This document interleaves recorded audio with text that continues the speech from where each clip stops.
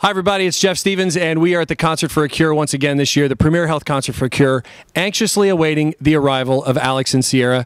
We know they're going to be here in a few minutes. Not sure where they're going to come from. I think the tour bus is dropping them off out front, so they're going to be here any moment. Alex and Sierra, everybody. How's it going? Really good. How are you? That was the most amazing entry ever. We practiced, actually. Yeah. That's embarrassing, but we did practice it. Yes, we did. It is so nice to meet you guys. Welcome to Dayton, Ohio. I got to ask, is this your first time in? No, this is not our first time in, actually. We've been here before. I actually know. You were in our building about 2 months ago, and it was so nice of you to come back and play for the big room here. Yeah, thanks for having us. I'm glad we get... Sorry. Man. Is that how you test everyone to see, like, you know they've been here, and you're like, hey, is this your first time, just to see if they remember? That was pretty much the audition. Yeah. We nailed it then. You nailed it because you're back. Yeah, absolutely. So you were just talking with your new pal Andy Grammer over there, and it was fascinating some of the stories you guys were talking about with what has happened with social media and everything, and how crazy, like, you know, Twitter and everything, the social stuff is nuts, huh? Yeah, it's pretty intense. People can pretty much find out anything they want to about you, and it's intense, but it's also kind of flattering because people care and no one used to care, so. And you get to maybe see pictures of yourself that you didn't know existed. Yeah, exactly. That's not always my favorite part. A little embarrassing, but... When you're eating in the watermelon competition from your aunt's 80th birthday, that actually didn't happen. I just made that scenario up. But you know what? We've all been there. Yeah, we have. Everyone's got that. Everybody has totally been there. All right, so thinking back to not so long ago with X Factor and what you guys are doing now, how different? Well, first of all, I can't imagine, you know, performing on live TV. That's got to be pretty crazy. Yeah, it's nuts. I mean, it was not really anything that we ever expected. We didn't really even expect to get past the online auditions, and then all of a sudden we find ourselves in front of a camera. And I remember that first night thinking, like, what I'm doing right now, my grandma is back at home on the other side of the country watching right now. Like, that was the craziest thought ever. Yeah. But yeah, it's really, you kind of have to forget that it's going on so that you don't lose your mind. Would you concur with that?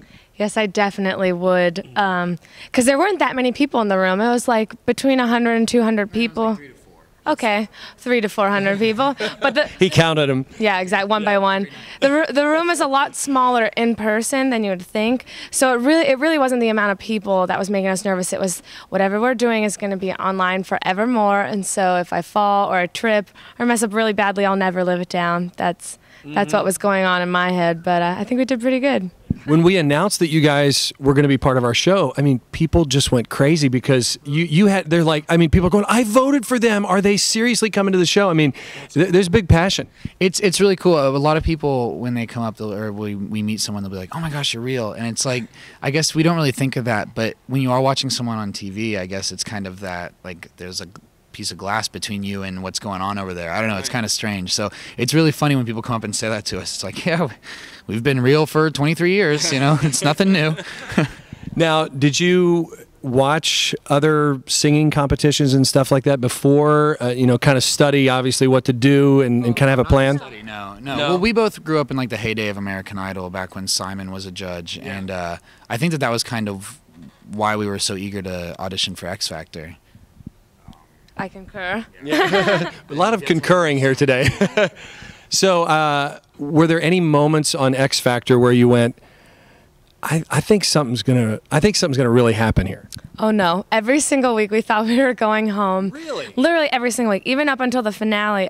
Because Simon was ignoring us the whole day, and we both were like, someone told him we didn't win, and now he's mad at us. So literally walking onto the stage, we were like, okay, we lost, but it's cool. We had so much fun. Glad we made it this far. Yeah. And so that's why when they announced that we won, you literally see me go, what? Wait, what? Because I was for sure that we didn't win. But yeah, we thought we were going home every week. That is interesting. What an interesting perspective. I just figured people would get tired of the whole couple act. Mm-hmm. That was kind of, I mean, going into it, we're like, dude, no one's gonna want to watch this every week. Like, we might make it a week or two, but come on. Right. So yeah, it was always surprising. Well, I think it's cool because just even watching you guys interact, obviously, you're still getting along. I would know, so I'm going over here first. Yeah. We're actually trained actors. Simon put us together.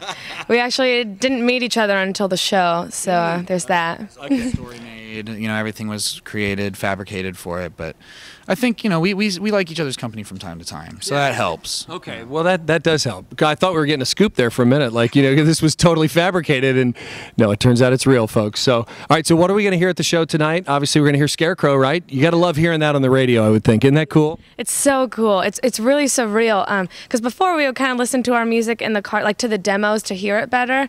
And the first time we heard it on the radio, I was like, oh, I didn't start playing this. Like, I was like, wait, it's on the radio. Right. So cool. There was one time actually we were getting onto a flight and it came on the speakers on the airplane, and then we proceeded to the last 2 rows of the plane. And we're like, there's something wrong with that. Like, come on. Hey, that's us. We'll be back here if you need us, right? Yeah. Last row by the bathrooms. That's it. Yeah, that's the worst. Yeah, sorry about that. But things are improving. You're probably moving up a little bit in the plane, right? No. No. So we still have a few thousand miles left before we get that, you know, that baller silver status. Ooh, yeah. One of these days. Moving on up. Moving on up. Extra leg room. Come on. Alex and Sierra, it is so great to meet you guys, and we're looking forward to the performance tonight. And you're going to have about 700 people in here checking you out. Nice. More than the show. Oh, Yeah, that is true. More than X Factor. yeah, Bigger crowd that's right. Not the TV audience, of No, that course. doesn't, you know, that, yeah. Building. Right, exactly. More than the More- Hopefully there were more on TV than Oh, I'm sure there were more. And they were all voting for you guys. Thank you so much. Alex and Sierra live at the Premier Health Concert for a Cure. Has anybody seen Alex and Sierra? Anyone?